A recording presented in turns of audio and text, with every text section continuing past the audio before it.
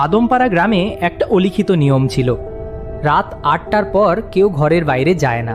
শোনা যায় এই গ্রামের পাশের জঙ্গলে এক ডাইনি থাকে, ১০০০ বছর ধরে। তাকে কেউ চোখে দেখেনি, কিন্তু সবাই তার ভয়ে দিন ফুরোতেই দরজা জানালা বন্ধ করে লণ্ঠন নিভিয়ে ঘরে ঢুকে পড়ে। কিন্তু মাসুদ এই কাহিনীতে বিশ্বাস করতো না। এক রাতে সে বেরিয়ে পড়ল। জঙ্গলের মাঝে পুরনো এক কুয়ার পাশে সে তাকে দেখল, কোনো ভয়ঙ্কর রূপে না।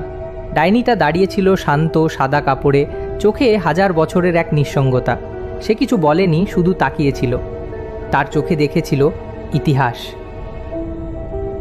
ডাইনি আসলে ছিল এক উপকারী নারী। একসময় রোগ থেকে গ্রামকে বাঁচিয়েছিল, কিন্তু গ্রামের লোকেরা তাকে তাড়িয়ে দিয়েছিল।